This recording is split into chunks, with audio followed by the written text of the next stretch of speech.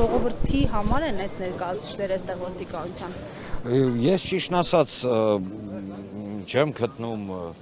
ռելևանտ հիմա քննարկեմ ինչի համար են այսքան ոստիկաններին բերել։ Նույնիսկ երևույթ ունեն ինչ-որ վախեր, բայց վախերը ապարդյուն են շատ պարզ պատճառով այստեղ տեղի ունենում ընդհանրապես Հայաստանի Հանրապետության ժողովրդի քվեի պաշտպանությունը, որ քվեա ավազակություն, քվեա գողություն տեղի չունենա, իսկ ցավոք մենք այսօր ունենք մի իրավիճակ, երբ որ գործող իշխանությունները բացի նրանից, որ ավելորդ է ասել ինչ օրը գցեցին երկիրը, ինչ օրը գցեցին հայ ժողովրդին, դրա հետ մեկտեղ լրիվ արդեն սանձերը թողած, անջատված, խելքներին ինչ փչում խոսում են, խելքներին ինչ փչում անում են, բայց դա ի վերջո կլիներ իրենց անձնական հոգեվարքի կամ հոգեկան առողջության խնդիրը, եթե դա ուղիղ չանդրադառնար Հայաստանի Հանրապետության վրա բոլոր առումներով։ Պարոն Աբովյան, ի վերջո ակնկալիք այսօր կենտրոնական ընտրական հանձնաժողովից, որը ղեկավարում է Փաշինյանի հետ աշխատած, Փաշինյանի հետ ընկերություն արած Վահագն Հովակիմյանը։ Ես հույս ունեմ, որ յուրաքանչյուր պաշտոնյան, նամանավանդ այն պաշտոնյան, որը պատասխանատու է Հայաստանի Հանրապետությունում տեղի ունեցած ընտրությունների արդար, ազնիվ եւ ճիշտ, սենց ասենք, սենց ձևակերպեմ, արդյունքների հնչեցմանը չի ենթարկվի այս կամ այն առումով ճնշումների, տեսեք շատ սենց հանգիստ, կոռեկտ, չեմ ուզում հիմա գիտեք այն գլխից ինչ-որ բաներ ասել, եւ կկատարի պարզապես իր պարտականությունները, այլ ոչ թե SMS-ա դող ընկած, ապօրինի ինչ-որ մի որոշում կընդունի։ Ես մեծ հույսեր ունեմ, իրականում այստեղ պետք է շատ հստակ եւ բարձ հասկանալ, որ պայքարը իրականում տեղի է ունենում ոչ թե եւ ոչ այդքան առանձին քաղաքական ուժի ոտնահարված իրավունքների պաշտպանման պարագայում, մասնավորապես Բարգավաճ Հայաստանի, այլ խոսքը գնում է առհասարակ Հայաստանի Հանրապետությունում ժողովրդավարական գործընթացների տրամաբանության։ Ինձ համար արդեն ակնհայտ է եւ պարզ, որ այն լրիվ ապուշ, հիմար, սուտ, շինծու հայտարարությունները, այսպես կոչված ընտրակաշառքներ կամ չգիտեմ, օրինազանություններ, դա իբր ընդդիմությունն է դա արել, դա ուներ միայն մեկ նպատակ, որ այսօրով իրենք ինչ-որ մի ձև փորձեն հավասարակ կշռեն, որովհետև իրենց կողմից արված խախտումները ակնհայտ են, իսկ ընդդիմությանը վերագրվող իբր խախտումներ իրենք հլը սպիտի քննության առարկա լինեն եւ այլն դատեր, այսինքն մենք չունենք փաստագրական ոչ մի տվյալ բացի ապօրինի հրապարակված տարատեսակ, չգիտեմ, ձայնագրությունների եւ այլն։ Պարոն Աբովյան, ներողություն, վարչական դատարանը հայտնել է, որ մերժել է Բարգավաճի հայտը, սակայն միևնույն ժամանակ դատավոր Արթուր Ավագյանը արձանագրել է խախտում եւ քվեարկություն նշանակելու անհրաժեշտություն, սա ինչ է նշանակում։ Դե ես հույս ունեմ, որ առհասարակ յուրաքանչյուր գործընթացը, որը կենտրոնական ընտրական հանձնաժողովը անելու է, լինելու է կրկին, օրենքի շրջանակներում, ինչ վերաբերում է անցած դատերին, ապա դուք հարգելի գործընկերներ ուղիղ եթերով տեսնում եք, թե ինչպես փաստաբանները եւ երրորդ կողմի ներկայացուցիչները, մասնավորապես Ուժեղ Հայաստան եւ Հայաստան Դաշինքի ներկայացուցիչները, Արծվիկ Մինասյան, Արամը Վարդևանյան, մեր փաստաբանները ուղղակի ոչնչացրեցին այն հիմքերը, համաձայն որի ըստ մեզ ապօրինի որոշում էր ընդունվել չեղարկել երկու ընտրատարածքներում տեղի ունեցած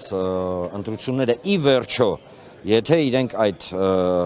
իրար հակասող, որովհետև սկզբից իրանք հաստատում են այդ ընտրությունները, հետո զգում են, որ չէ, Բարգավաճը անցնում է, չեղարկում են եւ մենք ըստ էության ունենում ենք մի իրավիճակ, երբ որ Բարգավաճա ցավ են կպած այս իշխանությունները եւ այս իշխանությունների ցավով եմ արձանագրում, ներքո գործող կենտրոնական ընտրական հանձնաժողովը ընդունում է մի որոշում, որը ոչ մի կրկնում եմ, իրավական, ոչ մի հիմքեր չունի։ Տեսնենք ինչպես կշարժվեն իրադարձությունները, համենայն դեպս մենք պետք է հասկանանք, հարգելիներս, եւս մեկ անգամ կրկնում եմ, սա առանձին Բարգավաճ Հայաստան կուսակցության պայքարը չէ, որ անցնենք պարլամենտ։ Դա ենթախնդիր է, կարևորագույն խնդիրը պաշտպանել, թույլ չտալ, որ ավազակագողություն լինի մարդկանց իրավունքի, նույնիսկ այն մարդկանց, ովքեր միգուցե մեզ հետ համաձայն չեն, հասկանում եք, որովհետև սա որակավորումները կարծում եմ իրավապաշտպանները կտան ինչ է, բայց դրա հետ մեկտեղ էլ կցանկանայի, որ այս բոլոր գործընթացներին, ալչիշտ եկեք զարմանքով արձանագրենք, որ այսպես կոչված առաջադեմ պետության ներկայացուցիչները կամ դիտորդական առաքելությունները պատշաճ ձևով չեն արձագանքում այն խուլիգանությանը, որը տեղի ունենում, որը ոտնահարում է կարևորագույնը, ժողովրդավարությունը։ Ժողովրդավարություն ղժղժալով հերանիծեցին այս երկրի, իսկ հիմա երբ որ ակնհայտ, ուղիղ, բաց, առանց ոչ մի ինչ-որ այլևայլությունների ունենք բազմաթիվ փաստեր իշխանության կողմից ուղղակի ընտրական պրոցեսի ջախջախման, պարագայում ձենները փորներից դուրս չի գալի։ Պարոն Աբովյան, հիմա այդ երկու ընտրատեղամասերում ընտրությունները իմպերատիվ բնույթ են կրում, թե կամայական սկզբունքով է որոշվել, լինի, թե չի լինի, ինչ ասել ընտրական։ Տեսեք, ախր կամայական որոշումը չի կարող լինել շատ պարզ պատճառով, որովհետև եթե նույնիսկ ենթադրենք, չնայած դա այդպես չի, բայց եթե ենթադրենք, որ կային հիմքեր չեղարկել, չնայած կրկնեմ, դա այդպես չի, բայց եկեք աննորմալության կամ չնայած հիմա երկրում ամեն կանխավարկածել աննորմալության։ Ընտրական օրենսգիրքն ինչ։ Ընտրական օրենսգիրքը եւ առհասարակ Հայաստանի Հանրապետության Սահմանադրությունը ասում է հետեւյալը. ոչ ոք իրավունք չունի զրկել Հայաստանի Հանրապետության քաղաքացուն քվեարկելու եւ իր քվեին տեր կանգնելու իրավունքից, վերջ։ Սա է սահմանադրական հիմքը բոլոր որոշումների։ Ընդդիմությունը մանդատները վերցնելու է։ Ես չեմ կարող ընդդիմության համար ինչ-որ բան խոսել եւ այս պարագայում հիմա մանդատների մասին անգամ խոսք չի գնում։ Հիմա գնում է խոսքը ընդամենը մարդկանց քվեի պաշտպանման։ Ես հասկանում եմ ենթատեքստը, որ ասում է, կարծում եմ առայժմ վաղ է այս թեմայի շուրջ խոսել, տեսնենք ինչպես զարգացումները կշարժվեն եւ ես ընդդիմության, ողջ ընդդիմության համար պատասխանատու չեմ կարող լինել, չնայած դրան կարելի է արձանագրել, որ ամբողջ իրական ընդդիմությունը կիսում է Բարգավաճ Հայաստան կուսակցության գիտեք, մտահոգություն բառը նույնիսկ չի սազում, այնինչ արեցին պարզապես մի քաղաքական ուժի հետ եւ բազմաթիվ հայտարարությունների համաձայն այսօր այստեղ հավաքվելու են ոչ միայն Բարգավաճ Հայաստան կուսակցության համակիրները, ներկայացուցիչները, կուսակցականները, մեր քույրեր, եղբայրները, այլ նաև գրեթե հայկական իրական կրկնում եմ, իրական ոչ թե Նիկոլի ջեբի, ոչ թե գրպանի, այլ ջեբի, ընդդիմությունը, այլ իրական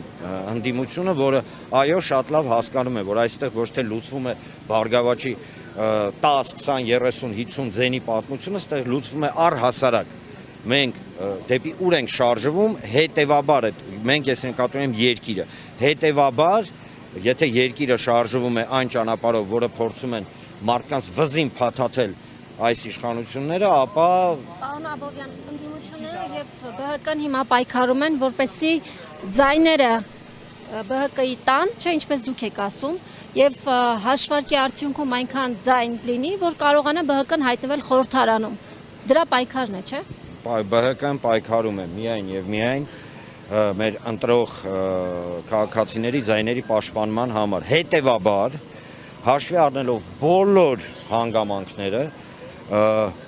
մեր քաղաքացիների քվեն ավելի քան բավականացնում է, որ Բարգավաճ Հայաստանը հայտնվի պարլամենտում, բայց փիլիսոփայությունը այս ամեն ինչի ուզում եմ մենք հստակ հասկանանք։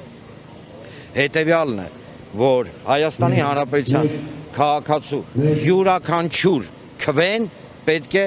պաշտպանվի։ Եթե չպաշտպանվեց, եթե այս խուժանությունը, որին մենք ականատես ենք, որովհետև մենակ Բարգավաճի շուրջ չի, չէ, գործընթացները, առհասարակ Հայաստանի Հանրապետության գործընթացների ներքո է։ Ինչ կշահի ընդդիմությունը վերցնելով մանդատները։ Տեսեք, Հայաստանի Հանրապետության ժողովրդի այն մասը, որը ընտրել է ընդդիմությանը Նիկոլ Փաշինյանին հեռացնելու համար, ինչ է շահելու։ Ես առայժմ զերծ կմնամ հասկանալի պատճառներով, ես վերջացնեմ։ Հա, որպես քաղաքական ուժի, տեսեք, որպես քաղաքական ուժի, չեք, ուզում եք դուք խոսացեք, ես գնամ։ Տեսեք, մարդիկ միջև մեկնաբանելը, չէ, առհասարակ երբ որ մարդ ինչ-որ գործողություն է կատարում, գաղտնիք եմ բացում, Լիա ջան, տեսեք։ երբ որ մարդ գործողություն է կատարում, սկզբից որոշակի ենթագործողություններ է, հետո չի կարելի օրինակ ինչ որ մի գործողության մասին խոսել, երբ որ հիմքում այդ գործողության առայժմ ոչ մի բան չկա, եկեք սպասենք, տեսնենք ինչ է լինում, համաձայն այդ նորմալ եմ չէ՞ բացատրում, համաձայն այդ մեր տեսածի արդեն ընդդիմությունը, նաև Բարգավաճ Հայաստանը իր հետևությունները կանի եւ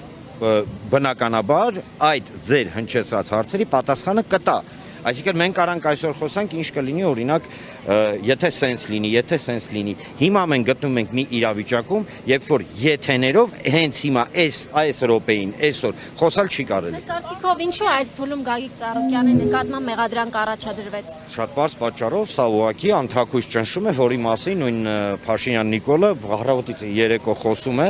եւ չի էլ թաքցնում, որ ճնշումների միակ նպատակը դա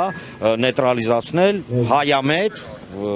ուժերը, կոպիտ ասած, որ իրանք հանգիստ գնան իրանք թուրքերի, ադրբեջանցիների հետ իրանք հարցերը լուծեն։ Սա է, եթե սա շատ հա տնավարի բացատրենք։ Որում այսօր ասել է հացին կանքային ասելու, այսօր ձեր ուժի ղեկավարը եւ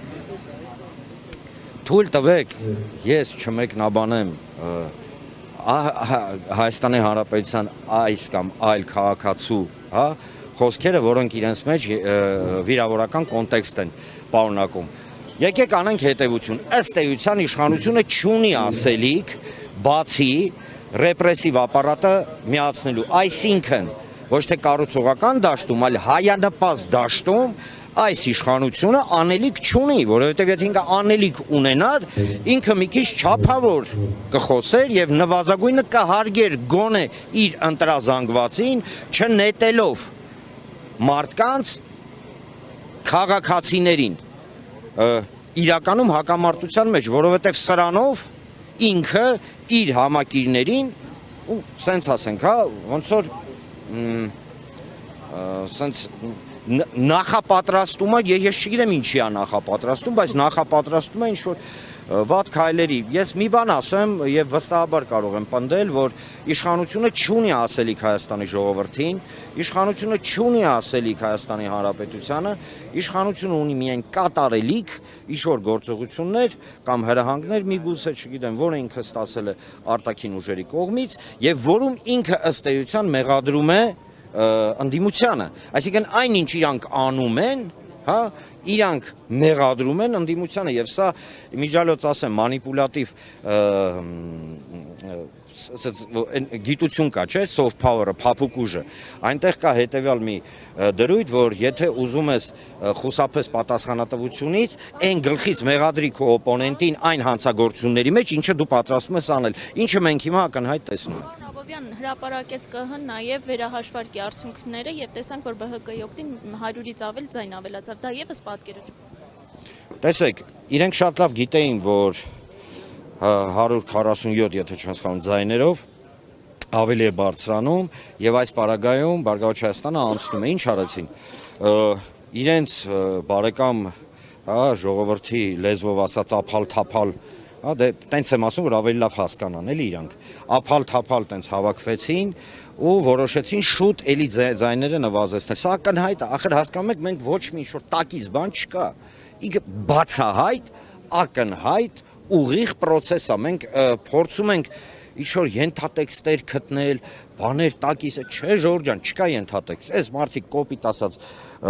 կացինը առած մուրճել չի, կացինը։ Իրանց բարեկամ եղբայրների սիրած զենքն է։ Կացինը առած ուղակի կացնահարում են ամբողջ նույնիսկ ժողովրդավարության նշույլները եւ անհամաձայններին։ Մի հարց ունեմ ես իշխանություններին։ Հիմա ինչ, այն մարդիկ, ովքեր ձեզ հետ համաձայն չեն, հայ ժողովուրդը չեն, այսինքն իրենք ընկալում են հայ ժողովուրդը միայն այն մարդկանց, ովքեր իրանց հետ համաձայն են։ Ունեն վատ նորություն իրանց համար։ Իրանց հետ շատ քիչ մարդ է համաձայն, նույնիսկ այն մարդիկ, ում այս կամ այն եղանակով տարել էին ընտրության։